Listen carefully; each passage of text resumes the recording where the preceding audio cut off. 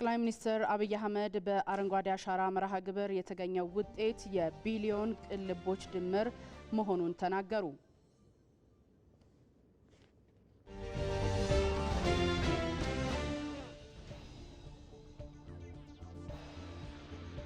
የአዲስ አበባ ዩኒቨርሲቲ ተማሪዎችን አስመረቀ።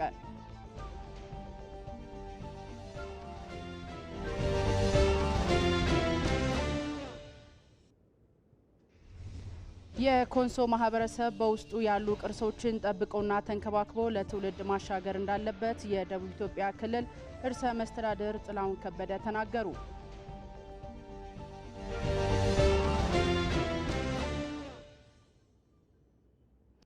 ከውጪ በእስራኤልና ሐማስ መካከል የተኩስ አቁም ስምምነት እንደሚደረግ ፕሬዝዳንት ዶናልድ ትራምፕ ተናገሩ።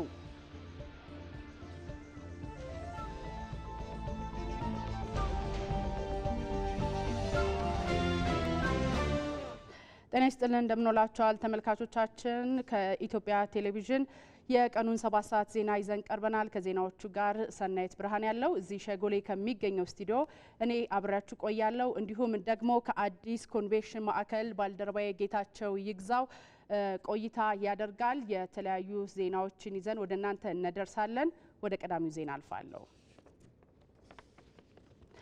ጠቅላይ ሚኒስትር አብይ አህመድ በአረንጓዴ አሻራ መርሃ ግብር የተገኘው ውጤት የቢሊዮን ቅልቦች ድምር ስኬት መሆኑን ተናገሩ። አረንጓዴ አሻራ ለሀገራዊ መንሰራራት መሰረት የጣለ ነው ያሉት ጠቅላይ ሚኒስትሩ በሚሊዮን የሚቆጠሩ ዜጎች ተሳትፈውበት ሳይቆራረጥ የተተገበረ መርሃ ግብር መሆኑን ጠቅሰዋል። አረንጓዴ አሻራ ለኢኮኖሚው ያደረገው አስተዋጽኦና ለነገ ትውልድ ግንባታ መሰረት መሆኑን ጠቅላይ ሚኒስትር አብይ አህመድ ተናግረዋል። ጠቅላይ ሚኒስትሩ በተገኙበት የዘንድሮው የአረንጓዴ አሻራ መርሃ ግብር ማስጀመሪያ ስነ ስርዓትም ተከናውኗል።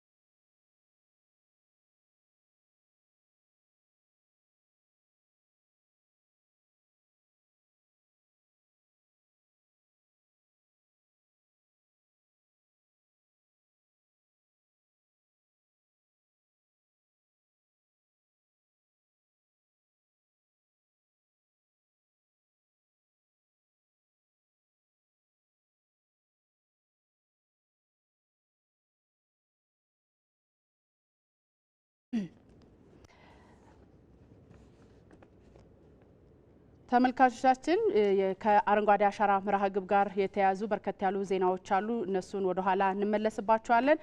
በዛሬው ዕለት የአዲስ አበባ ዩኒቨርሲቲ ተማሪዎችን አስመርቋል።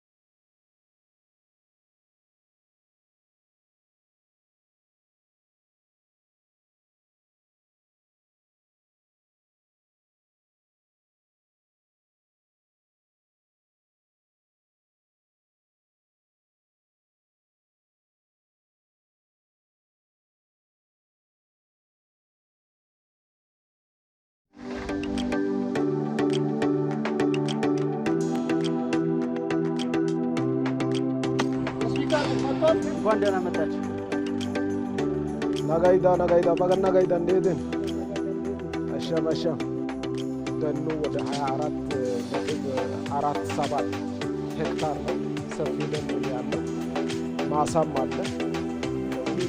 ባህላዊ ግቢ ነው። ሳር ቤቶች ናቸው። ስታንድ ባይ 600 ኪሎ ሜትር ተጉዘን በታታሪዎቹ የኮንሶ ምድር ተገኝተናል። የሰው ልጅ የተፈጥሮ ጥገኛ ነው። ያለ ተፈጥሮ መኖር አንችልም። አረንጓዴ ልማቱን ለማስቀጠልም የሚታየው እዚህ ነው። ልክ ሰው ያለ አየር መኖር እንደማይችል የኮንሶ ማህበረሰብ ያለ ተፈጥሮ መኖር አይችልም። በአገር በቀል ዛፍ ብትበረቱ ትልቅ እድል ታገኛላችሁ። ከዚህ ተፈጥሮ ጋር የተሳሰሩ የማህበረሰብ እሴቶችን መመለስ ነው። ሰውና ተፈጥሮ እንዴት አዛምደን እንሄድ? እሳት አደጋ ከደረሰ ስለተንከባከበ ነው። ዛሬ ላይ ይሄ ስላለ ነው ቤቶቹ ተጠግነው የሚሰሩ። መሬቱ ተሰጥቶኝ መሬቱን ከማረስና ከመጠቀም ውጪ ዛፍ አይነካም፣ ክልክል ነው። ጥርት ያለ እይታ፣ ጥርት ያለ ሐሳብ ይፈልጋል። ይሄ እንደ ሀገርም ትምህርት ነው። ተፈጥሮንስ እንዴት እንደሚቆጣጠሩት እንዴት መስተጋብር እንደሚያደርጉት ይሄ ራሱ ክውን ነው። ትውን ጥበባት ነው። አካባቢ አረንጓዴ ሲሆን ሰው እንደዚሁ ይለመልማል። ባይበላ እንኳን ባይጠጣ እንኳን የሚያሳፍረን የሚያሸማቀቀንን ድህነት ከዛም አልፎ ደግሞ ረሃብን ለመቀልበስ የተፈጥሮ ሀብት ላይ መስራት አለብን።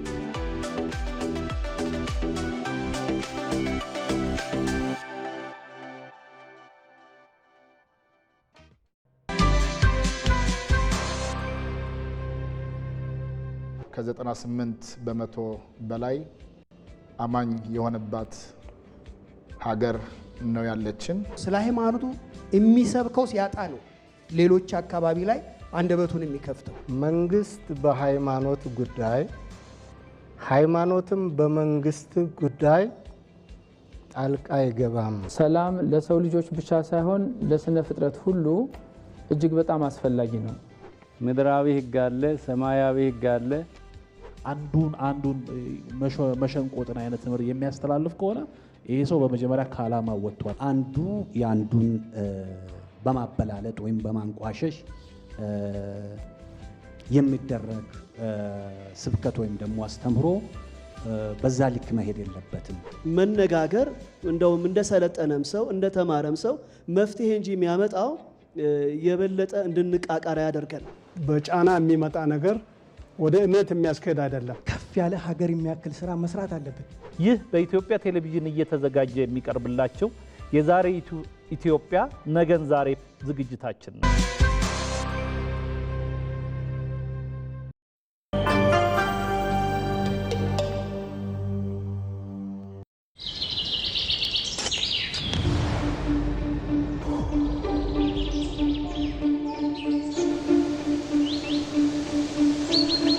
አንድ ችግኝ መትከል ማለት አንድ ህፃን ኮትኩቶ እንደማሳደግ ነው። አረንጓዴ አሻራ እንደውም ለኛ ብርታት ሰጥቶናል። ዛፍ መትከል ከተፈጥሮ ጋር መስማማትና መግባባት ነው።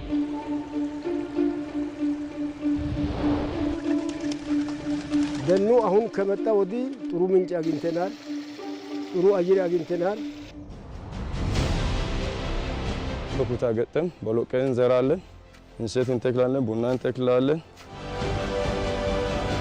20 ኩንታል 30 ኩንታል እንጥናለን። አቮካዶ ለአገር ውስጥና ለውጭ ገባ ነው ምን ያቀርብን ያለ ነው። እንቀጥላለን። ተመልካቾቻችን ከኢትዮጵያ ቴሌቪዥን የቀን 7 ሰዓት ዜና ነው እየተከታተላችሁ የምትገኙት።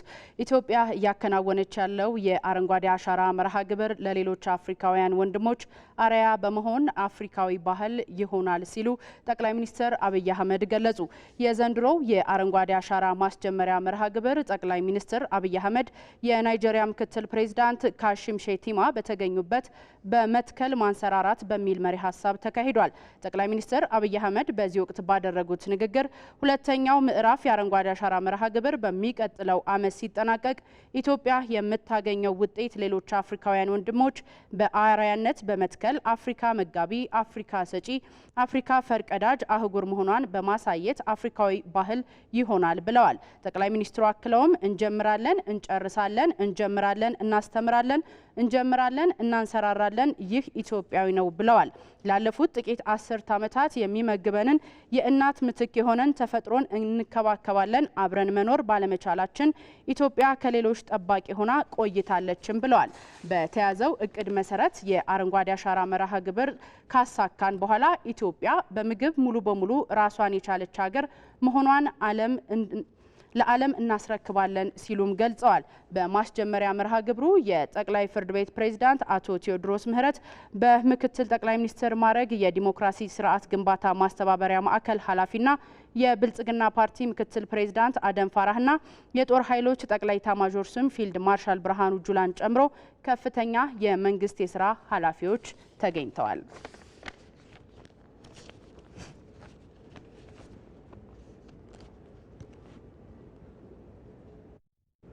ተመልካቾቻችን የዘንድሮ የአረንጓዴ አሻራ መርሃ ግብር ተጀምሯል። የዘንድሮ የአረንጓዴ አሻራ መርሃ ግብር ዛሬ በአዲስ ኮንቬንሽን ማዕከልም እየተካሄደ ነው የሚገኘው። በዚህም ጊዜያዊ ስቱዲዮ ኢቢሲ ገንብቷል። በዚህ ጊዜያዊ ስቱዲዮ ባልደረባችን ጌታቸው ይግዛው ይጠብቀናል። በርከት ያሉ ዜናዎች አሉ። ወደሱ ልሰዳችሁ። አመሰግናለሁ ሰናይት። ጤና ይስጥልን እንደምላችኋል የተወዳችሁና የተከበራችሁ ተመልካቾቻችን የ2017 ዓመተ ምህረት የአረንጓዴ አሻራ መርሃ ግብር ትናንት በይፋ መበሰሩ በጠቅላይ ሚኒስትር አብይ አህመድ መበሰሩ ይታወቃል። ይህንን ተከትሎ የዚሁ ተከታይ የሆነ መሰናዶዎች በዚህ በአዲስ ዓለም አቀፍ ኮንቬንሽን ማዕከል እየተከናወነ ነው የሚገኘው። ጉዳዩን በተመለከተም ኢቲቪ ባሰናዳው ጊዜያዊ ስቱዲዮ የተጠናቀሩ ዘገባዎችን ወደ እናንተ እያደረስን እንቀጥላለን። ጌታቸው ይግዘው ነኝ።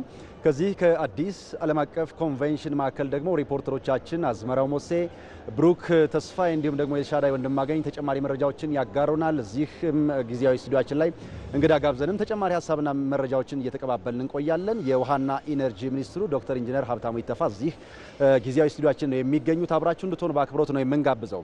በ2011 ዓመተ ምህረት በተጀመረውና በዚህ ዓመት የሚተከሉትን ጨምሮ 47.5 ቢሊዮን ያክል ችግኞችን ለመትከል ባለመው የሰባተኛው የኢትዮጵያ የአረንጓዴ አሻራ መርሃ ግብር በመትከል ማንሰራራት በሚል መሪ ቃል ትናንት በጠቅላይ ሚኒስትር አብይ አህመድ በይፋ መበሰሩና መጀመሩ ይታወቃል። በዚህ ዓመትም ከሚተከሉት 7.5 ቢሊዮን ችግኞች መካከል ደግሞ 2.7 ቢሊዮን ያክል ችግኞች ሀገር በቀል እንደሚሆኑም ተጠቅሷል። ጉዳዩን በተመለከተ ተጨማሪ መረጃዎችን የሚያጋራን ሪፖርተራችን አዝመራው ሞሴን በቀጥታ መስመራችን ላይ አግኝተነዋል። አዝመራው እንደምን ውለሃል? በዚህ በአዲስ ዓለም አቀፍ ኮንቬንሽን ማዕከል በተለያዩ ጉዳዮች ላይ ሀሳቦች ሲነሱ ነበር የቆየውና በአጠቃላይ እንደው ያለፉት ዓመታትን የአረንጓዴ አሻራ መርሃ ግብር አጠቃላይ ውጤቶችን እንመልከትና አጠቃላይ ያስገኙት ውጤት እንዴት ነው የሚታየው? አሃዛዊ መረጃዎችን አክለህ ብታጋራን። አመሰግናለሁ። እንግዲህ ዛሬ የ2017 ወይም ሰባተኛው ዙር የአረንጓዴ አሻራ መርሃ ግብር በይፋ ተጀምሯል ማለት ነው። እኛም ከዚህ ከአዲስ ኮንቬንሽን የስብሰባ ማዕከል በቀጥታ የአረንጓዴ አሻራ ፕሮግራሞችን ወደ እናንተ እያቀረብን ቆይተናል። አሁን እንግዲህ ዛሬ የሰባተኛው ዙር የአረንጓዴ አሻራ መርሃ ግብር ከዚህ በፊት የተተከሉትን 40 ቢሊዮን ችግኞች ወደ 47.5 ቢሊዮን ችግኞች የሚያሸጋግር ነው ማለት ነው። እንግዲህ የአረንጓዴ አሻራ መርሃ ግብር ባለፉት ዓመታት ምን አመጣ ስንል በኢትዮጵያ ደረጃ 54 ሚሊዮን ሄክታር የሚሆነው መሬት የተሸረሸረ ወይም ደግሞ ለሰብል የማይሆን እንደነበር እናስታውሳለን። ይህን ማከም ነበረብን እንደ ሀገር። ይህ የአረንጓዴ አሻራ ለዛ መድኃኒት መሆን ጀምሯል ማለት ነው። ከዛ ባለፈ እንግዲህ በየአመቱ 92000 ሄክታር መሬት የሚሆነው እየተሸረሸረ ያለ የደን ምንጣሮም እየተካሄደበት ነበር። ያንን ለማስተካከልም ይህ አረንጓዴ አሻራ መፍትሄ ይሆን ነበር። ወደዛ ስራ ተገብቷል ማለት ነው። እንግዲህ በአጠቃላይ እንደ ሀገር ደግሞ 7 ሚሊዮን ሄክታር የሚሆነው መሬት አሲዳማ ነው። ስለዚህ መታከም ያለበት በአረንጓዴ አሻራ ስራዎች ወይም ደግሞ ተጨማሪ ተክሎችንና ዛፎችን በመትከል ነበርና ይህንን ለማድረግ እንደ ሀገር ሰፊ እንቅስቃሴ እየተደረገ ይገኛል ማለት ነው። ያም እየተሰራ ነው። በአንጻሩ ባለፉት 6 ዓመታት በተሰራው ስራ ምን መጣ ብለን ስናይ ለምሳሌ በአባይ ተፋሰስ አካባቢ ዋናው የኢትዮጵያ ተፋሰስ በሚባለው በአባይ ተፋሰስ የአጠቃላይ የደን ሽፋኑ ወይም ደግሞ የእጽዋት ሽፋኑ ወደ 19 በመቶ ነበር ከ6 ዓመት በፊት። አሁን አረንጓዴ አሻራ ከተጀመረ ወዲህ ማለትም ባለፉት 6 ዓመታት በተሰራው ስራ በአባይ ተፋሰስ አካባቢ ያለው የደን ሽፋን ወደ 25 በመቶ ማደጉን ነው አዲስ የወጣው መረጃ እያሳየን ያለው ማለት ነው። ይህ ብቻ አይደለም፣ የአፈር መከላት አለ። ያንን የአፈር መከላት በአመት ወደ 130 ቶን የአፈር መከላት እንደ ኢትዮጵያ ይከሰት ነበር። ይህንን ደግሞ ወደ 54 ቶን በአመት መቀነስ እንደተቻለ ነው በዚህ በአረንጓዴ አሻራ እየተገለጸ ያለው ማለት ነው። እንግዲህ ይህ አረንጓዴ አሻራ እንደ ሀገር የምግብ ዋስትናን ለማረጋገጥም አንደኛው መፍትሄ ተደርጎ ተይዟል። እንግዲህ ኢትዮጵያውያን በዚህ በአረንጓዴ አሻራ የሚሳተፉ ኢትዮጵያውያን ማለት ነው በጓሯቸው ለፍራፍሬና ለምግብነት የሚውሉ ሰብሎችና አትክልቶችን እንዲሁም ዛፎችን በመትከል ተጠቃሚ እየሆኑ በመምጣታቸው ምክንያት አረንጓዴ አሻራ የምግብ ዋስትናን ለማረጋገጥም አንድ መፍትሄ ሆኖ በመቅረቡ ውጤት እየተገኘበት እንደሆነ ለዚህም ማሳያ የአቮካዶ ኤክስፖርትን መጥቀስ እንችላለን። ኢትዮጵያ ባለፉት 6 ዓመታት በስፋት የአቮካዶ ኤክስፖርት ወደ ውጭ እንድትልክ ያስቻላት ይህ የአረንጓዴ አሻራ መሆኑን እየተገለጸ ነው። የቡና ልማትንም ማየት እንችላለን። 2.5 ቢሊዮን ዶላር እንዲገኝ መንስኤው የቡና ልማት ነውና የቡና ልማት ደግሞ በአረንጓዴ አሻራ ምክንያት የመጣ መሆኑ ይገለጻልና ይህ አረንጓዴ አሻራ ያለፉት 6 ዓመታት ስራ በኢኮኖሚውም በሰዎች የማህበራዊ ህይወትም እንደገና ደግሞ በአጠቃላይ የኢኮቱሪዝሙን ከማስተካከል አንጻር ሰፊ ሚና የነበረው ነው ማለት እንችላለን። ይህ በዚህ ዓመት የተጀመረው የአረንጓዴ አሻራ መርሃ ግብር 7.5 ቢሊዮን ችግኞችን እንደሚተከል ነው የሚጠበቅና ይህ ሲሆን ደግሞ ኢትዮጵያ በቀጣይም በደን ሽፋኗ በ2030 እንደ አውሮፓውያን አቆጣጠር ማለት ነው ወይም ከ5 ዓመት በኋላ 30 በመቶ የደን ሽፋኗ ይደርሳል ተብሎ ነው የሚጠበቀው አሁን ካለበት 24 በመቶ አካባቢ። ስለዚህ ያንን ለመስራት ዋናው መፍትሄ ይህ ዘንድሮ የምንተክለው የአረንጓዴ አሻራ መርሃ ግብር ነውና በዚህ ዓመት ሰፊ ርብርብና ሰፊ ግብ ይጠበቃል ማለት ነው። አዝመራው ሙሴ ላደረስከን መረጃ ከልብ እናመሰግናለን። በዚሁ ደግሞ ወደ ብሩክ ተስፋዬ ነው የምናልፈው። ብሩክ እንደምን ቆይታል? በረፋዱ መሰናዷችን ላይ በተለይ ከዚህ ከተፋሰሶች ልማት ጋር በተገናኘ የአረንጓዴ አሻራዎች የሚኖራቸውን ፋይዳ በተመለከተ መረጃዎችን ጭምር ከእንግዶች ጋር እየተጋራን ነበር የቆየ ነውና በተለይ በተከታታይ ዓመታት የተሰሩት እነዚህ የአረንጓዴ አሻራ ስራዎች በተፋሰሶች ላይ ምን ለውጥ አመጡ? ምን ለውጥ አስገኙ ማለት ይቻላል? ይህንን ጉዳይ አጋራን። አመሰግናለሁ ጌታቸው። ኢትዮጵያ እንግዲህ ባለፉት ዓመታት የአረንጓዴ አሻራ ስራዎችን በስፋት እያከናወነች ነው የምትገኘው። የዓለማችን ላይ እንግዲህ ዓለምን ጠንካራ ኢኮኖሚ ያላቸውን ሀገራት ጭምር እየፈተነ እንዲሁም ደግሞ በዝቅተኛ ኢኮኖሚ ደረጃ ያሉ ሀገራትንም ጭምር በጋራ ሁለቱንም እኩል እየፈተነ ያለ ጉዳይ ነው የአየር ንብረት ለውጥ። ይህንን ለመከላከል የሚያስችል እንግዲህ የተለያዩ ዓለም አቀፍ ስምምነቶች፣ የተለያዩ ጉባኤዎች ይካሄዳሉ በአየር ንብረት ለውጥ ዙሪያ። ይህንን ግን ወደ ተግባር በመቀየር ከጠረጴዛ ውይይቶች ባለፈ መሬት ላይ አውርዶ ጭቃን ነክቶ አፈሩን መሬቱን ቆፍሮ ህይወትን ማስቀጠል የሚያስችል አረንጓዴ አሻራን ስራን በስፋት በማከናወን ላይ ኢትዮጵያ ትገኛለች። እንግዲህ ባለፉት ዓመታት ባከናወናቻቸው የአረንጓዴ አሻራ ልማት ስራዎች በየዓመቱ እንግዲህ ኢትዮጵያ ወደ 1.9 ቢሊዮን ያክል እንግዲህ ግምት ያለው አፈር ቶን እንግዲህ ወደ ጎረቤት ሀገራት ነው በኢትዮጵያ ወንዞች ተሸካሚነት የሚሄደው ማለት ነው። ከኢትዮጵያ የሚመነጩ ተፋሰሶች ወደ ጎረቤት ሀገራት እንግዲህ እንደሚፈሱ ይታወቃል። ለጎረቤት ሀገራት የህልውናቸው መሰረት ነች ማለት ይቻላል። የኢትዮጵያ አረንጓዴ አሻራ ስራ እንግዲህ ለተፋሰሱ ሀገራት ተጠቃሚነት ጉልህ ሚና ያለው ነው። የኢትዮጵያ ምንጮች ጎለበቱ ማለት የኢትዮጵያ ጎረቤት ሀገራት እንግዲህ የሚያገኙት የውሃ መጠን ይጨምራል።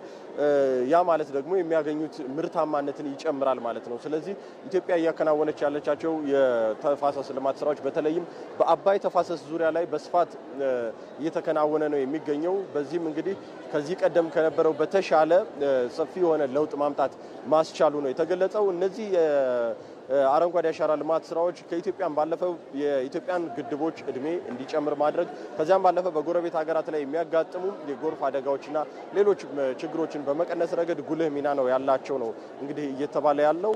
በዋናነት እንግዲህ በተለይም ታላቁ የኢትዮጵያ ህዳሴ ግድብን ስንመለከት በአፈር ደለል ምክንያት ወደ ጎረቤት ሀገራት ይሄድ የነበረ በደለሉ ምክንያት ይጎዱ የነበሩ የጎረቤት ሀገራትን እንግዲህ ደለሉን ለማውጣት ያወጡ የነበረውን ሀብት በመቀነስ ኢትዮጵያ በአፈሯ እንድትጠቀም እነሱም ውሃውን እንዲያገኙ በማስቻል ረገድ ትልቅ ሚና ነው ያለው። ምርታማነትንም በመጨመር እንግዲህ አርሶ አደሩ መስኖን ጨምሮ የተለያዩ ሰፋፊ የእርሻ ልማቶች እንዲጠቀም እየተደረገ ነው ያለው። ይህ እንግዲህ አንዱ የአረንጓዴ አሻራ ልማት ውጤት ነው ማለት ይቻላል። የአረንጓዴ አሻራ ልማት ስራ እንግዲህ አንድ ውጤት ብቻ ያለው አይደለም። በጣም ዘርፈ ብዙ ጥቅሞችን የሚያስገኝ በመሆኑ በተለይም የኢትዮጵያ የውሃ ሀብት እንዲጎለብቱ፣ የደረቁ ምንጮች እንዲያገግሙ፣ ወንዞች በተሻለ መጠን ፍሰታቸው እንዲጨምር በማስቻል ረገድ ትልቅ አበርክቶ ነው ያለው። በዚህ ረገድ እንግዲህ የተሻለ ውጤትን ማምጣት ተችሏል። ውሃ ህይወት ነው። ኢትዮጵያ እያከናወነች ያለችው የአረንጓዴ አሻራ ስራም ደግሞ ከህልውና ወይም ህይወትን ከማስቀጠል ጉዳይ ጋር የተያያዘ በመሆኑ ይህንን አጠናክራ እየሰራች ነው ያለችው። የዘንድሮ አረንጓዴ አሻራ መርሃ ግብርም የኢትዮጵያን ተፋሰሶች ታሳቢ ባደረገ መልኩ በስፋት እየተከናወነ ነው የሚገኘው። ህብረተሰቡም እንዲሳተፍ ጥሪ ቀርቦለታል። ለጊዜ ያሉኝ ያሉኝ መረጃዎች እነዚህ ናቸው። ብሩክ ተስፋዬ ላደረስከን መረጃ ከልብ እናመሰግናለን። እንቀጥላለን። በዚህ በረፋዱ መርሃ ግብራችን ላይ በተለያየው ዘውግ እንደዚህ የአረንጓዴ አሻራ መርሃ ግብሮች የሚፈጥሩትን ለውጥና አጠቃላይ የስድስት ዓመታቱን አጠቃላይ ቆይታ በሰባተኛው ዓመት ደግሞ የሚከናወኑ ተግባራትና ቀጣይ ጉዳዮችን በተመለከተ መረጃዎችን ስንለዋወጥ ነበር የቆየ ነው። ሌላው የተመለከትነው ጉዳይ እንግዲህ ሀገራዊ ትልሞች እንደ አረንጓዴ አሻራ አይነት ሀገራዊ ኢኒሼቲቮች እና ኪነ ጥበብ እንደምን ይገናኛሉ የሚለውን ጉዳይ በተመለከተ ነበረ። ይህንን ጉዳይ በተመለከተ ደግሞ ተጨማሪ መረጃዎችን የምታጋራን ሪፖርተራችን ኤልሻዳይ ወንድማገኝ በቀጥታ መስመር ላይ ነው የምትገኘው። ኤልሻዳይ እንደምን ቆይተሻል? በተለይ እንደ አረንጓዴ አሻራ አይነት ሀገራዊ ፕሮጀክቶችን በመደገፍ በኩል ኪነ ጥበብ እንደምን ያለ ፋይዳ አላት ማለት ይቻላል? ይህንን ጉዳይ እስኪ አንሽልን።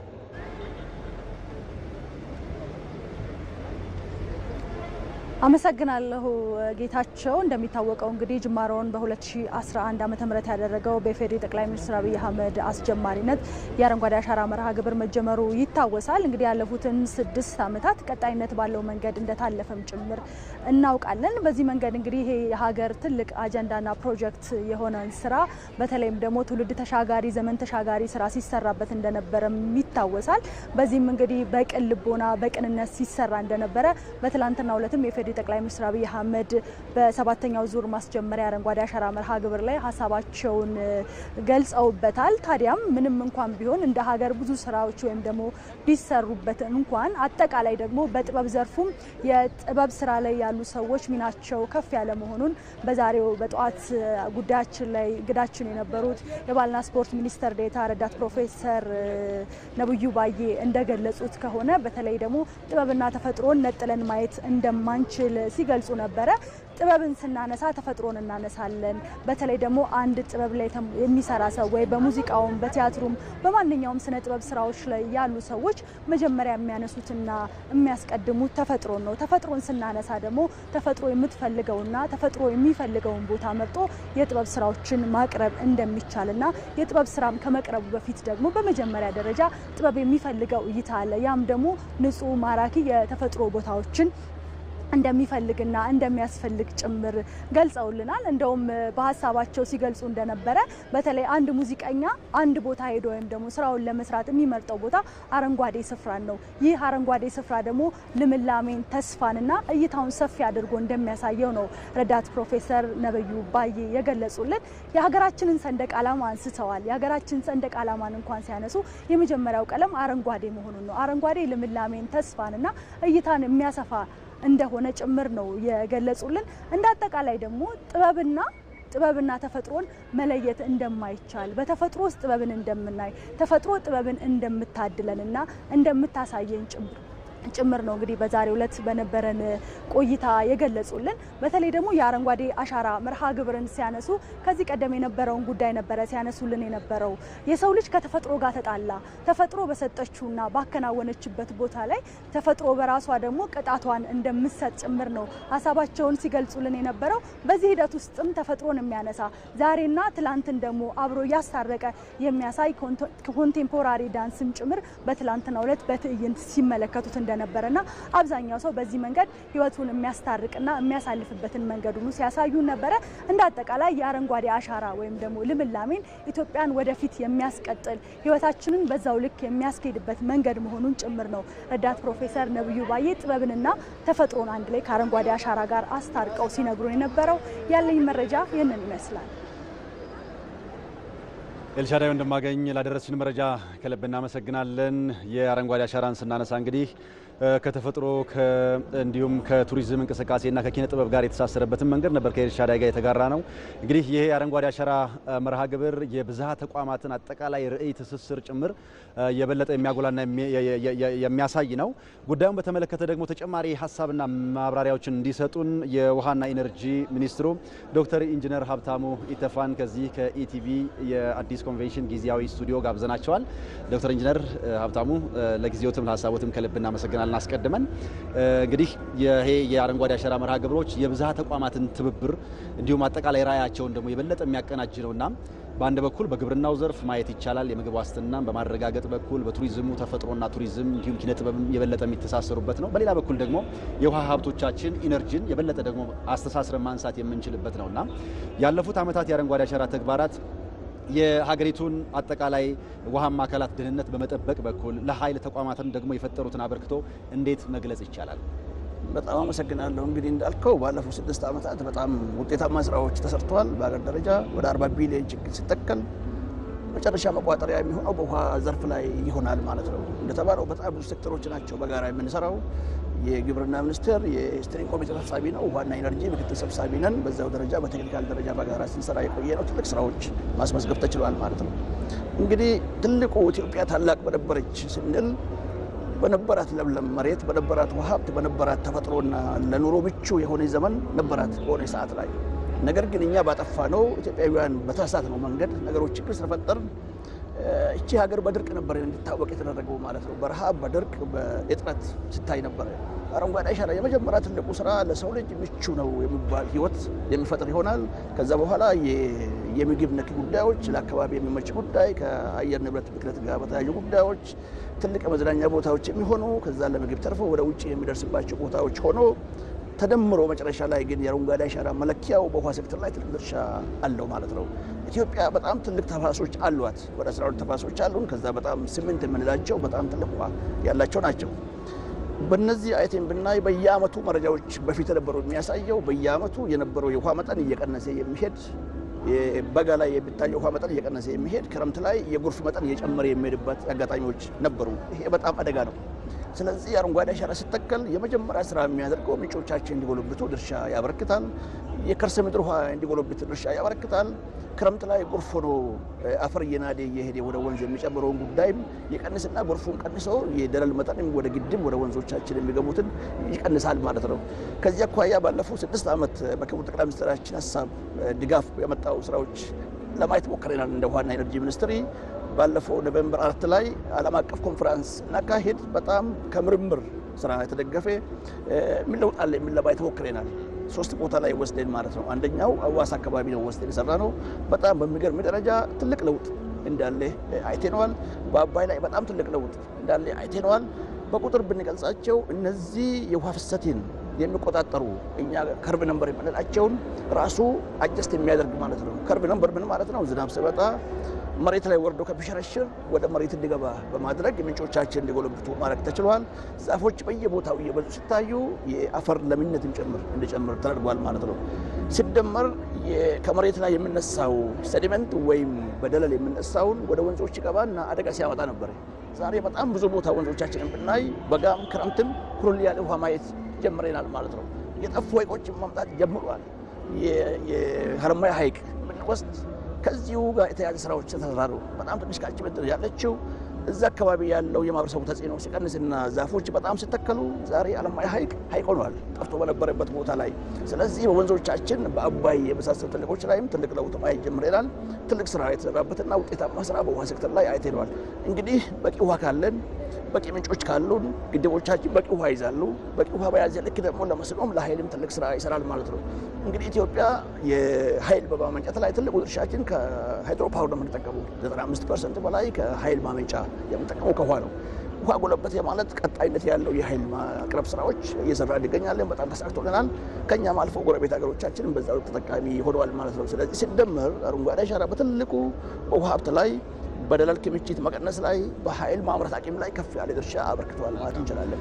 የኃይልን ጉዳይ ስናነሳ በተለይ ለአየር ንብረት ለውጥ የማይበገር አረንጓዴ ኢኮኖሚን በመፍጠር በኩል የታዳሽ ኃይል ልማት ላይ የፈጠረው ለውጥ እንዴት ነው የሚመዘነው? እንግዲህ አንዱ ኃይል በሁለት ቦታ ነው የምንከፍለው። አንደኛው ታዳሽ ነው፣ ሌላው ታዳሽ ያልሆኑ ኃይሎች ማለት ነው።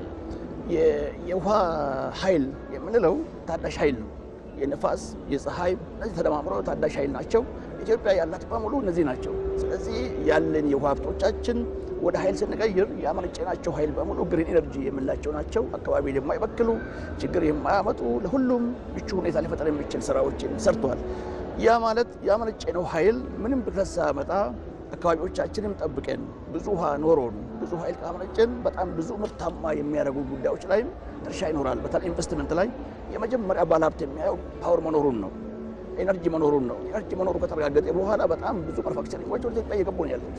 ባለፉት 2-3 ዓመታት ያየናቸው ከፍተኛ የሆነ የኢትዮጵያ ታምርት ንቅናቄ ጀርባ አጥንቱ የኃይል አቅርቦት ነው። ኃይል ባይኖር ያንን ማድረግ አንችልም።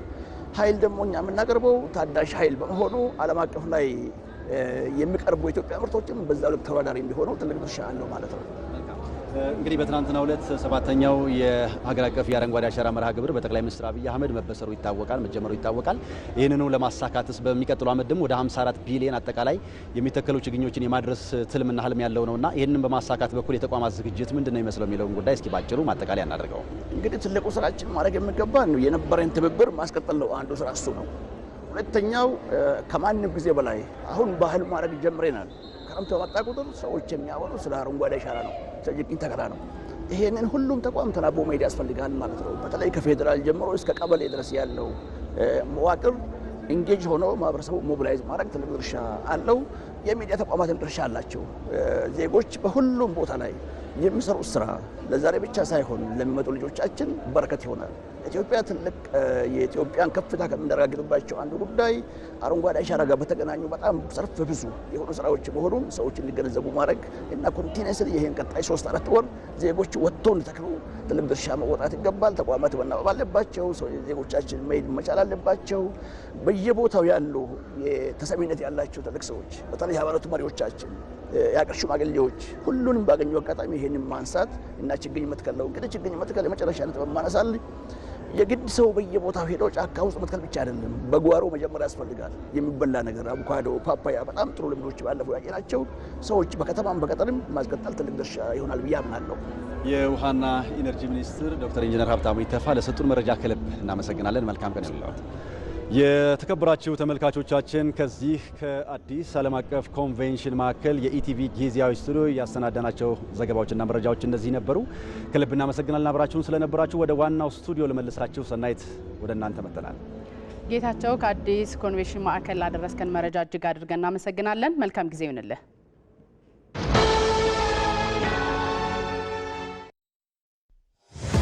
የሚሰራ ሰው ጊዜ አይበቃውም። ስለዚህ ረጅሙን ጉዳይ በዘዴ ያሳጥረዋል። ወራዊ የአገልግሎት ክፍያዎቹን በቀላሉ ሲቢ ብር ፕላስ ያስታውሰዋል። ታታሪዋ ወጣት ቀኗ ይብቃቃላታል። የትምህርት ቤት ክፍያዋን ለመክፈል ሲቢ ብር ፕላስ ፍጥነት ያላብሳታል።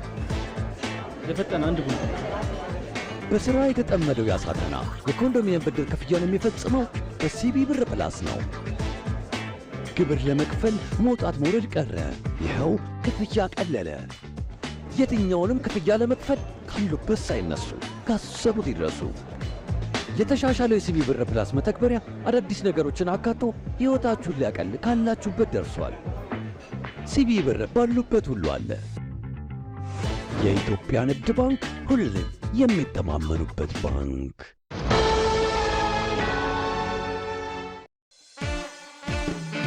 ራይስሊ ልጆች፣ የዛሬ አበባዎች የነገ ፍሬዎች። እንደምን አላችሁ ልጆች? ደህና ናቸው ልጆች። ኑር የሚለው ነገር በጣም ደስ ይለኛል። እኩያ ማክበር ግን ትህትና ነው።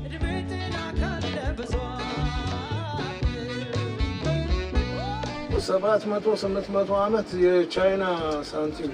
ሚስጥሩን ይንገሩን እንጂ ቀላል ሰው አይደለሁም። እኔ ሴት በመሆኔ የሚያጠቃኝ ሰው የለም። ምንድን ነው ለመጀመሪያ ጊዜ ሞከርሽው? የሾሆና መረቅ። የጫካ ይጥበላሽ ሰው ይታዘበኛል። ሚስጥር ነው። የእሁድ ቤታችን ወርቅ የማውጣት ውድድር ያደርጋሉ።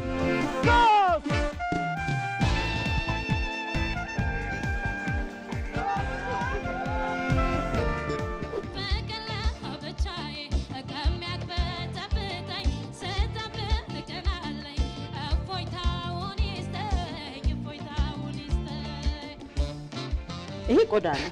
ይሄ በሬው የሚለብሰው። በጣም ቸኩያለሁ እስክበላው። አይ እኔ በቃ እንግዲህ በጣም ጥሩ ነው ላንቺ። እሁድ ቤት ተጀምሯል።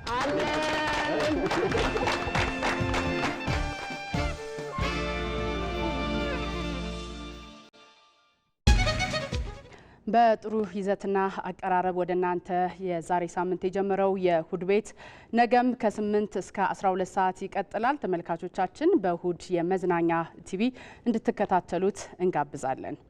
የአረንጓዴ አሻራ መርሃ ግብር የዘንድሮው ተጀምሯል። በዚህም እንግዲህ በዘንድሮ የአረንጓዴ አሻራ መርሃ ግብር 7.5 ቢሊዮን ችግኞች ለመትከል ታቅዶ መርሃ ግብሩ በይፋ ተጀምሯል። ከዚህ ጋር የተያያዙ ዜናዎቻችን አሁንም ይቀጥላሉ።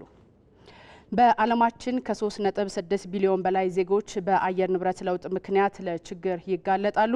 የችግሩ አሳሳቢነት በመገንዘብ ለመፍትሄው ዓለም በየጊዜው ምክክሮችን ብታደርግም ተግባራዊ ለውጥ ግን ሊመጣ አልቻለም። ለመሆኑም በአየር ንብረት ለውጥ ሳቢያ እየደረሰ ያለው ችግር ምንድን ነው ሲል ባልደረባችን አቤል ሙልጌታ ተከታዩን አዘጋጅቷል።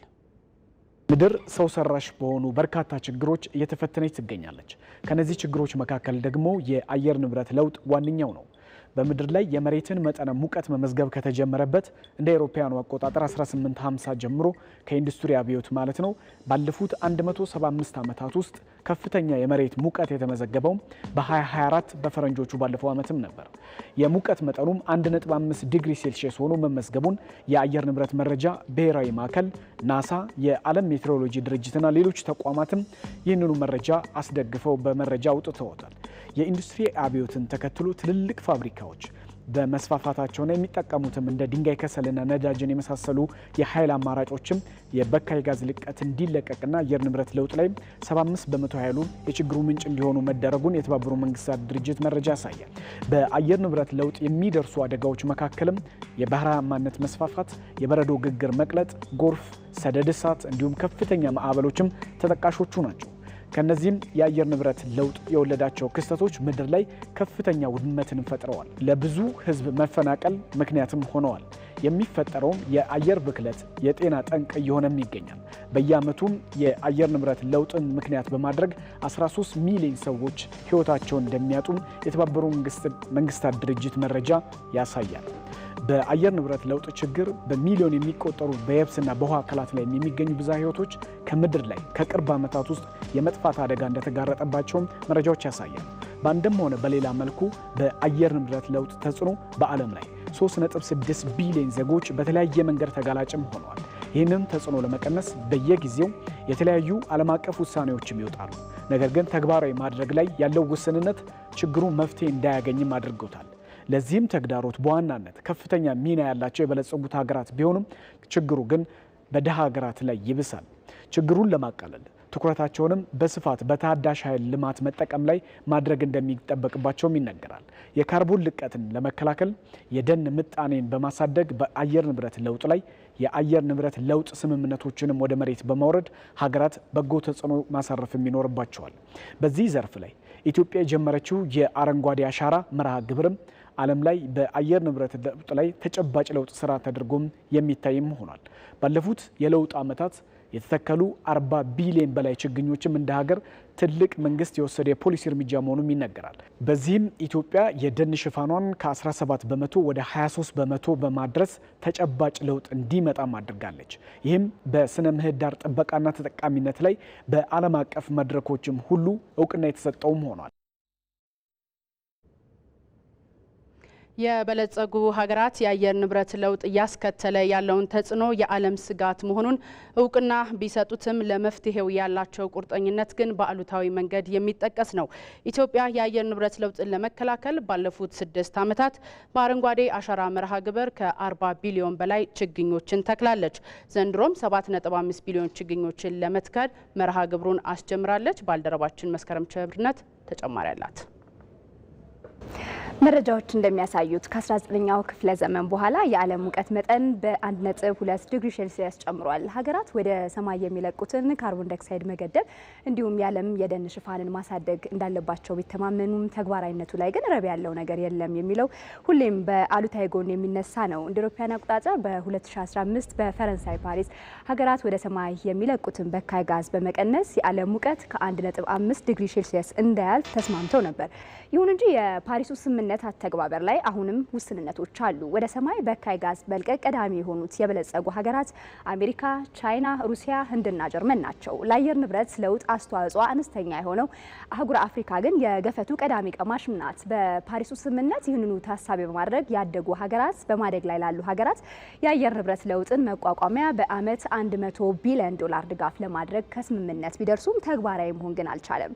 ሀገራቱ በፓሪስ እንዲሁም በዓለም አቀፍ የአየር ንብረት ጉባኤዎች በጠረጴዛ ዙሪያ በስፋት ቢመክሩም የአየር ንብረት ለውጥ ለዓለም ህልውና ስጋትነቱን የሚቀይር መፍትሄ ጠብ አላለም። ለአየር ንብረት ለውጥ የአንበሳውን ድርሻ የሚይዙት የበለጸጉ ሀገራት ጉዳዩን በጠረጴዛ ብቻ ባስቀመጡበት ሁኔታ ምስራቅ አፍሪካዊቷ ታዳጊ ሀገር ኢትዮጵያ ግን የበኩሏን ለመወጣት የአረንጓዴ አሻራ መርሃ ግብርን ይዛ ብቅ አለች። ጠቅላይ ሚኒስትር አብይ አህመድ ከ6 ዓመት በፊት የኢትዮጵያን የተራቆተ የደን ሽፋን ለመመለስ እንዲሁም የአየር ንብረት ለውጥ እያስከተለ ያለውን ጉዳት ለመከላከል ለመላው ኢትዮጵያን ጥሪ ያቀረቡ። በ2011 ዓ.ም የአረንጓዴ አሻራ መርሃ ግብር ይፋ ሲደረግ በመላው ኢትዮጵያን ተሳትፎ ከታቀደው በላይ 4 ሚሊዮን ችግኞችን መትከል ተቻለ። በመጀመሪያው ምዕራፍ የአረንጓዴ አሻራ መርሃ ግብር ከ2011 እስከ 2015 ዓ.ም 32 ቢሊዮን ችግኞችን መትከል ተችሏል። ይህም 17.2 በመቶ የነበረውን የደን ሽፋን ወደ 23.6 በመቶ አሳድጎታል። በሁለተኛው ምዕራፍ አረንጓዴ አሻራ መርሃ ግብርም የሚተከሉ የችግኝ አይነቶችና ቁጥር በማሳደግም እስካሁን በአጠቃላይ የአረንጓዴ አሻራ መርሃ ግብር ከተጀመረ ወዲህ የተተከሉ ችግኞች ቁጥርን 40 ቢሊዮን አድርሶታል። ኢትዮጵያ የአረንጓዴ አሻራ መርሃ ግብርን ከመተግበር በዘለለም ሀገራት ተቀብለው ይተገብሩት ዘንድ በተባበሩት መንግስታት 78ኛው ጉባኤ ላይ የአረንጓዴ አሻራ መርሃ ግብርን በማስተዋወቅ ሌሎች መተግበር እንዲችሉ ግንዛቤ የመፍጠር ስራ ሰርታለች። ኢትዮጵያ በየዓመቱ የምታካሄደውን የአረንጓዴ አሻራ መርሃ ግብር በሰፊው ልትተገብር የዘንድሮ የችግኝ ተከላ መርሃ ግብርንም አስጀምራለች። ባለፉት 6 ዓመታት 40 ቢሊዮን በላይ ችግኞች በሀገር አቀፍ ደረጃ ተተክለዋል። ለዚህም ከ20 ሚሊዮን በላይ ሰዎች ተሳትፎን አድርገዋል። የ6 ዓመታት የአረንጓዴ አሻራ መርሃ ግብር ምን ለውጥ አመጣ የሚለውን ደግሞ የባልደረባችን መታሰቢያ ደረጀ ዘገባ የሚመልስልን ይሆናል።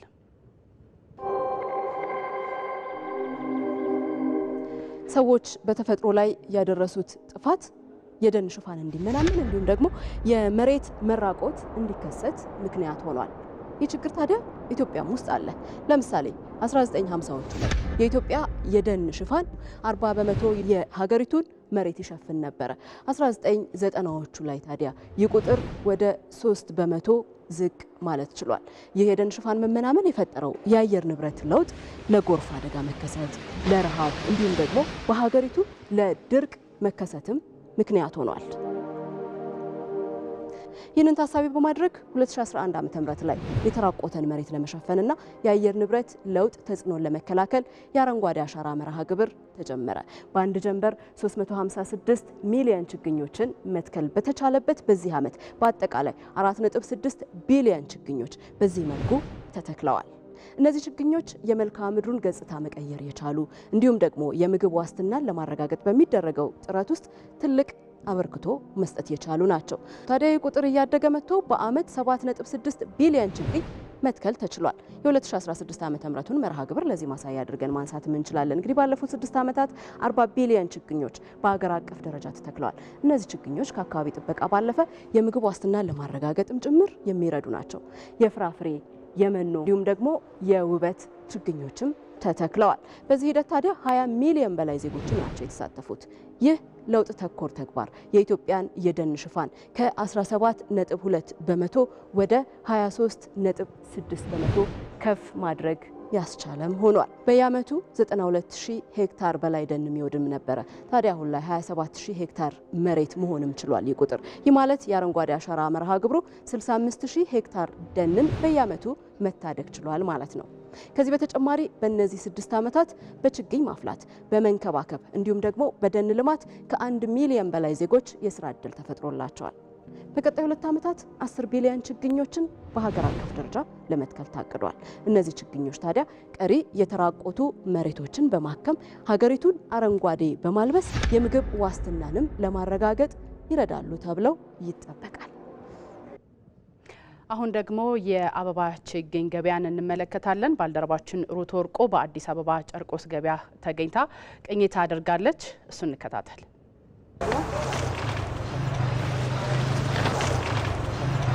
በአዲስ አበባ የተለያዩ ቦታዎች ላይ ችግኝ የሚሸጥባቸው ቦታዎችን መመልከት ከቅርብ ጊዜ ወዲህ በተለይ ደግሞ በጣም እየተለመደ መጥቷል። እንግዲህ እነዚህ ቦታዎች ላይ ለተለያዩ ዓላማዎች የሚውሉ ችግኞችን እያፈሉ የሚሸጡ ግለሰቦችን በርካታ ቦታዎች ላይ ይገኛሉ። በተለይ ደግሞ ለውበት የሚውሉ ለምግብነት የሚውሉ አድገው ደግሞ ትልቅ ዛፍ የሚውሉ ችግኞችን እያፈሉ የሚሸጡ ግለሰቦች በርካታ ቦታዎች ላይ ያሉ። ጨርቆስ አካባቢ በሚገኘው የችግኝ መሸጫ ስፍራ ነው የምንገኘው። እዚህ ቦታ ላይ ያለው የችግኞች ዋጋ ምን ይመስላል፣ ገበያው ምን ይመስላል የሚለውን እናስቃኛቸዋለን። በተለይ ደግሞ አሁን ክረምት ነው።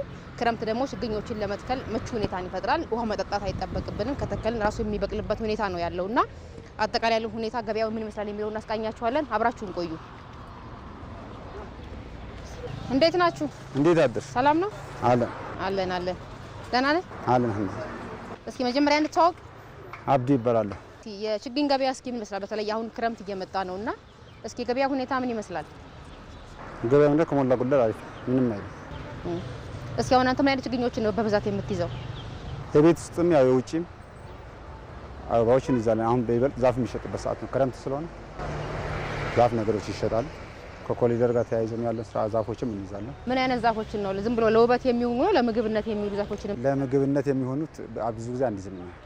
ስለዚህ ያው ጊዜው ጠብቀሽ ሰኔ ወር አሁን አይደለም በዚህ ወር ቀጥሎ እስከ ሐምሌ መጨረሻ ድረስ በትእዛዝ የምናመጣው እንጂ እዚህ ብታመጪም ብዙ የመጸቃቅ ስለሌለ አንጠቀም። እስኪ አሁን አንተ ጋዜ የሚገኙት ዛፎች የምናያቸው ዛፎች ችግኞች ዋጋቸው ከስንት እስከ ስንት ነው? እስኪ ከትናንሽ ከ50 ብር ጀምሮ አለ። አሁን ፊት ለፊት አበባዎች ምናምን ሲዝናሎች አሉ እስከ 50 ብር አሉ። ከ50 ብር እስከ አበባ ነክ ነገሮች ከ50 እስከ 300 ብር ናቸው። የቤት ውስጥ አበባዎች ትንሽ ዋጋ ይጨምራሉ። እስከ 3000 ብር ምናምን አሉ። አሁን እነዚህ 2000 ብር እቺ ያለች አሁን ከ1500 እስከ 2000 እንደ ሰው እንደ ሁኔታው ነው የምትሸጪው። አሁን እቺኛዋ ስንት ናት? አሁን እቺ 1500። አሁን የቤት ውስጥ የሚተከል ነው አይደለ? የቤትም የውጭም ይሆናል። አሁን አድጎ ትልቅ ይሆናል ማለት ነው። ትልቅ ትሆናለች በተወሰነ መልኩ። ዋጋው ከ50 ብር ጀምሮ እስከ 3000 ብር ነው ማለት ነው። እስከ 3000 ብርም ከዛ በላይ 10000 ብርም አለ ዛፎች ስለሽ አቮካዶ አሁን ያቺ ውጪ ያለው ኳላ ያለው አቮካዶ እሷን አሁን 10000 ብር ነው። በዚህ ቁመት ባደገ ቁጥር ይጨምራል። ቁመቱ ባነሰ ቁጥር ደግሞ ዋጋውም ያንሳል። ደረጃ አለ። ግን አሁን አንተ አብዛኛው ሰው መጥቶ የሚገዛ ቤት ውስጥ የሚተከለው ነው ወይስ እንደዚህ አበቦቹን ነው? ብዙ ጊዜ ሰው አሁን ከኮሊደር በኋላ ብዙ ሰው እንግዲህ ግቢውም ያስውባል። ግቢም ሆነ አበባዎች እንይዛለን። የቤት ውስጥ አበባዎች እቃ ውስጥ ተክለን እንሰጣለን። የችግኞቹን ዋጋ እንደሰማነው ነው የሁሉንም ሰው አቅም ያገናዘበ ነው። ይሄኛው ደግሞ ሲያድግ ትልቅ የሚሆን ነው ብለውናል። 10000 ብር ነው የሚሸጠው ይሄኛው ችግኝ። እንግዲህ እዚህ ቦታ ላይ በተለያየ ዲዛይን ደግሞ መትከያ እቃዎችም እዚህ ቦታ ላይ አሉ። እንግዲህ ሰው ሲመጣ ችግኙን ገዝቶ መትከያ የሚሆነው እቃም ከዚሁ ገዝቶ ይዞ መሄድ ይችላል ማለት ነው። ችግኝ ትከሉ፣ ግቢያችሁን አስውቡ፣ አካባቢያችሁን አሳምሩ።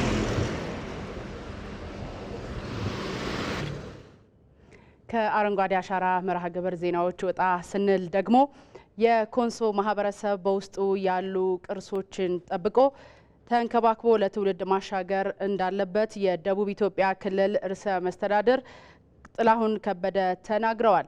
የኮንሶ ሕዝብ ከዘመናት በፊት የሰራው የአካባቢ ጥበቃ ስራ ዛሬ ላይ ኢትዮጵያ እያከናወነች ላለው የአረንጓዴ አሻራ ትልቅ ሚና እንዳለው ማሳያ ስለመሆኑ ተናግረዋል። የሆራ ሀታ ኮንሶ በዓል በኮንሶ ካራት ከተማ በድምቀት እየተከበረ ነው። ተመልካቾቻችን እዚህ ጉዳይ ላይ ተጨማሪ መረጃ ልትሰጠን ባልደረባችን ነጻነት ፍቅሩ በቀጥታ መስመራችን ላይ ትገኛለች። ነጻነት እንደምን ውለሻል? እንግዲህ በዛሬው ዕለት በድምቀት በኮንሶ የሆራ ሀታ ኮንሶ በዓል ተከብሯል። ምን ይመስል ነበር የሚለውን ለተመልካቾቻችን አድርሽልን።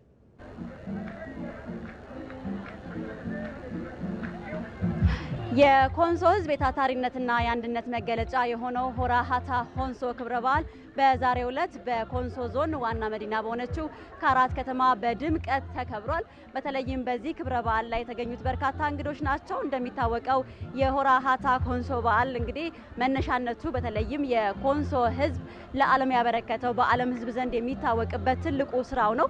ይህ ስራው እንግዲህ በተለይ የማይቻለውን በጥረቱ ችግርን ማሸነፍ እንደሚቻል ያሳየበት ውብ የሆነ መልክዓ ምድራዊ አቀማመጡን ለዓለም ሕዝብ ያበረከተበት ነው። በተለይም ይህ መልክዓ ምድራዊ አቀማመጥ በኢትዮጵያ 9ኛው ቅርስ ሆኖ መመዝገቡም ይታወቃል። ይህንን መነሻ በማድረግ የኮንሶ ሕዝብ ሆራ ሀታ ሆንሶ ሲል በዓሉን በድምቀት ያከብራልና ዛሬም በድምቀት ተከብሯል።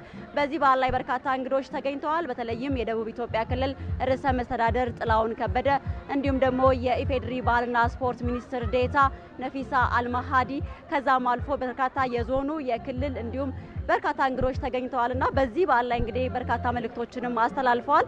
የደቡብ ኢትዮጵያ ክልል ርዕሰ መስተዳደር አቶ ጥላሁን ከበደ ባነሱት ሀሳብም ኮንሶ የታታሪነት እንዲሁም ደግሞ የጥንካሬ የስራ ወዳድነት ተምሳሌት ህዝብ የሆነ ነው።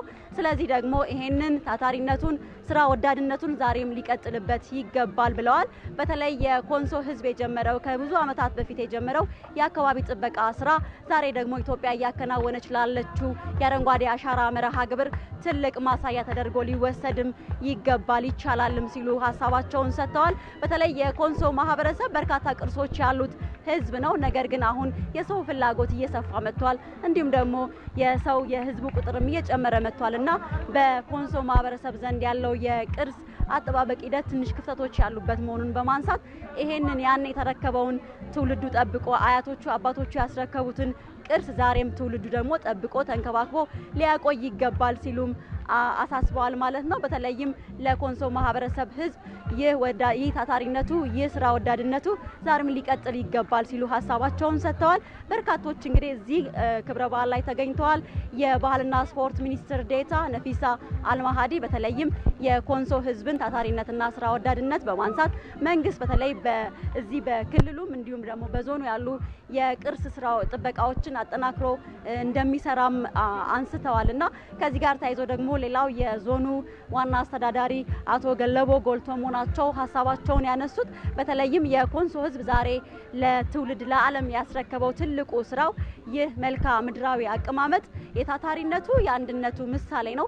የኮንሶ ህዝብ ደግሞ ፍቅር ነው፣ ፍቅር ወዳድ ነው፣ ሰላም ወዳድ ነውና ይሄንን ማንነቱን ይሄንን መገለጫውን ሊያስቀጥል ሊያስጠብቅ ይገባልም ሲሉ አሳስበዋል። በተለይም ጥላቻን በመተው ሰላምን በማንሳት በህብረት ዛሬም ታሪክ መስራት እንዳለበትም አንስተዋል። በርካታ መልእክቶች የተላለፉበት የኮንሶ ማህበረሰብ የሆራ ሀታ ሆንሶ ክብረ በዓል በዛሬው ዕለት በድምቀት ተከብሯል።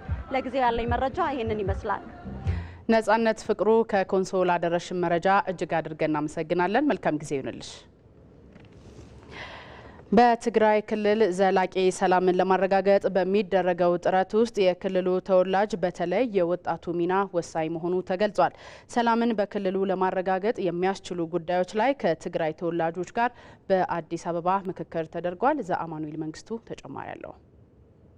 ሰላም ዲሞክራሲና ልማት በትግራይ እድሎችና ፈተናዎች በሚል ሀሳብ በትግራይ ክልል ዘላቂ ሰላምን ለማረጋገጥ በሚያስችሉ ጉዳዮች ዙሪያ ከትግራይ ተወላጆች ጋር በአዲስ አበባ የውይይት መድረክ ተካሂዷል። በትግራይ የገጠመውን የሰላም እጦት በሰላማዊ መንገድ መፍትሄ መስጠትን ዓላማ ባደረገው መድረክ ሁሉም በርብርብ በመስራት በክልሉ ሰላም ዲሞክራሲና ልማትን ማረጋገጥ ይገባልም ነው የተባለው። በመድረኩም የሰላም ሚኒስትር መሐመድ እንድሪስ በሰላም ልማትና ዲሞክራሲ ጉዳዮች ላይ ወጣቱ መምከሩ ብዙ እንዲያተርፍ ከማድረጉም ባለፈ ልዩነትን በንግግር የመፍታት ባህልን እንዲያዳብር ይረዳዋልም ብለዋል። ሀሳብ ያሸንፋል፣ ስለ ሀሳብ እንነጋገር ተብሎ ወጣቶቹ ደፍረው የተለያዩ ጉዳዮች በሚቀነቀኑበት የፖለቲካ አውድ ውስጥ እንነጋገር፣ በመነጋገር እናተርፋለን፣ እንነጋገር በሰለጠነው አሁን ባለው በዓለም ነባራዊ ሁኔታ ሀሳብ ነው ሀገርን የሚገዛው። ከዚህ መርህ ወጣ ብሎ እንኳ ወደ ጦርነት የገቡ አካላት ጦርነት ውጤቱ የከፋ መሆኑ ስለሚያውቁ እየተዋጉ እንኳ ከጦርነቱ እንዴት እንደሚያመልጡ እየተጎዱ እንኳ ከጦርነቱ እንዴት እንደሚያመልጡ ሌት ተቀን ነው የሚሰሩት። አንዋጋም ማለት ድፍረት ይጠይቃል።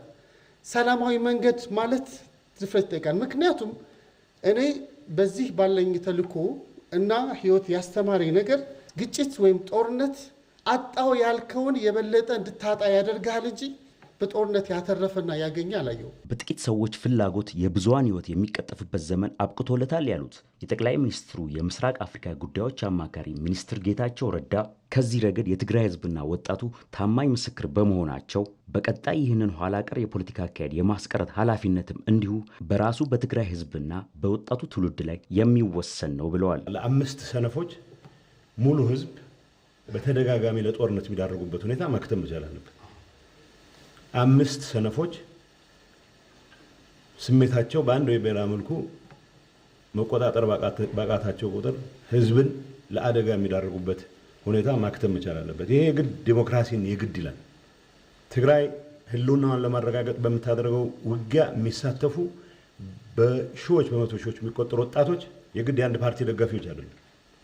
ግን አንድ ፓርቲ ውስጥ ያሉ 5 ሰነፎች በሚወስኗቸው ውሳኔዎች ህዝብ እንደ ህዝብ የሚማገድበት ሁኔታ ማክተም ካለበት የትግራይ ፖለቲካ ዴሞክራቲክ መሆን መቻል አለበት። ይህን ለማድረግ በሚደረግ ጥረት ይሄ መድረክ አስተዋጽኦ እስካደረገ ድረስ ትልቅ መድረክ ነው የሚል እምነት አለኝ። ግን በዚህ መድረክ ብቻ የሚያበቃ አይደለም። ወጣቱ ባለቤት መሆን መቻል አለበት። አሁንም በወጣቱ ህይወት በወጣቱ ቀጣይነት ላይ ወሳኝ ሚና አለን ብለው የሚያስቡ 5 ወይ 7 ሰነፎች በትግራይ ህዝብ ዕጣ ፈንታ ላይ የሚወስኑበት እድል ማቆም መቻል አለበት። ይሄን ለማስቆም በሚደረግ ጥረት ሁሉም የራሱን ድርሻ መወጣት መቻል አለበት። የመድረኩ ተሳታፊዎችና የክልሉ ተወላጆች በበኩላቸው መሰል ሰላማዊ የመድረክ ውይይቶች ተጠናክረው ሊቀጥሉ ይገባል ብለዋል። አሁን ትግራይ ውስጥ ያለው የሰላም፣ የመረጋጋት፣ የዲሞክራሲ ምናምን የምንላቸው ነገሮች ሁኔታ በጣም አስቸጋሪ ነው ያለው። አንድ ከጦርነት ወጥተናል ተብሎ ይታሰባል። ግን ከጦርነት በኋላ መሰራት ያለባቸው ስራዎች በሙሉ እየተሰሩ አይደለም። ችግሩ ለመፍታት የሚያስፈልገው ርብርብ ሰፊ ነው እንደነገርኩሽ። እጃቸው ማስገባት ያለባቸው አካላት በጣም ብዙ ናቸው። ከፌደራል መንግስቱ ጀምሮ እስከታች ያሉ የመንግስት መንግስታዊ ያልሆኑ የግለሰቦች የማህበረሰቡ በጣም ብዙ አይነት ርብርብ ይፈልጋል። ችግሩ በጣም ሰፊ ስለሆነ እነዛ ሁሉ የሚመለከታቸው አክተሮች አንድ ላይ አምጥተህ ማወያየት ችግሩ ትኩረት እንዲያገኝ ማድረግ ማን ምን ማድረግ አለበት ለመወሰን ምናምን እንደዚህ አይነት መድረኮች በጣም ያስፈልጋሉ። እኔ አሁንም ሆኜ ሳስበው ጦርነቱ ወደማይመለስበት ደረጃ እየሄደ ነው ብዬ አምናለሁ። ይህንን ደግሞ የሆነው ቀደም ብለን እንዲህ አይነት ውይይቶችን ባለመወያየታችን ነው። በእንዲህ አይነት ሁኔታ ከቀጠለ በጣም አደገኛ ስለሚሆን እንዲህ አይነት ውይይቶች መቀጠል አለባቸው። ፍትህ፣ እኩልነትና ሰብአዊ ክብር በማንኛውም ቦታና ሁኔታ ማረጋገጥን ዓላማ አድርጎ እየተንቀሳቀሰ የሚገኘው ሴንተር ፎር ሪስፖንሲብል ኤድ ፒስፉል ፖለቲክስ ከአዲስ አበባ ዩኒቨርሲቲ ጋር በመተባበር የመድረክ ውይይቱን አዘጋጅተውታል። ጤና ይስጥልኝ ልጆች። የዛሬ አበባዎች የነገ ፍሬዎች። እንደምን አላችሁ ልጆች? ደህና ናችሁ ልጆች? ኑር የሚለው ነገር በጣም ደስ ይለኛል። እኩያ ማክበር ግን ትህትና ነው።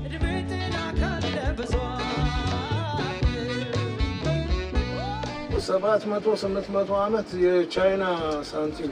ሚስጥሩን ይንገሩን እንጂ ቀላል ሰው አይደለሁም። እኔ ሴት በመሆኔ የሚያጠቃኝ ሰው የለም። ምንድን ነው ለመጀመሪያ ጊዜ ሞከርሽው? የሾሆና መረቅ። የጫካ ይጥበላሽ ሰው ይታዘበኛል። ሚስጥር ነው። የእሁድ ቤታችን ወርቅ የማውጣት ውድድር ያደርጋሉ።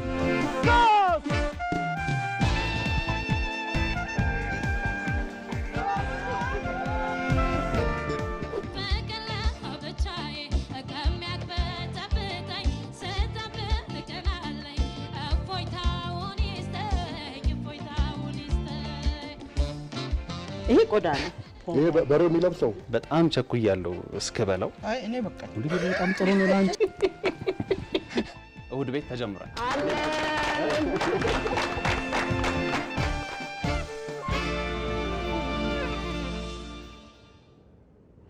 አው አንጋፋ ተዋናያንን ከወጣት ጋዜጠኞች ጋር ያጣመረው የእሁድ ቤት የመዝናኛ ፕሮግራም ነገ ከ8 ሰዓት እስከ 12 ሰዓት በኢቲቪ የመዝናኛ ቻናል ይቀርባል። ተመልካቾቻችን ይህንን እንድትከታተሉት ከወዲሁ እንጋብዛለን። ወደ ውጭ ዜና እናልፋለን።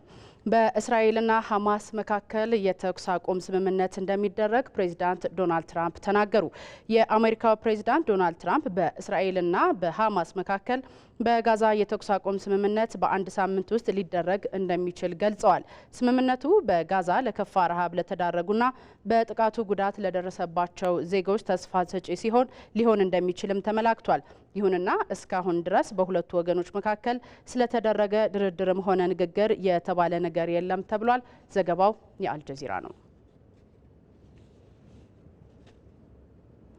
ከኢትዮጵያ ቴሌቪዥን ለቀን 7 ሰዓት ያዘጋጀናቸው ዜናዎች እነዚህ ነበሩ። ከዜናዎቹ ጋር ሰናይት ብርሃኔ ነበርኩ። መልካም ጊዜ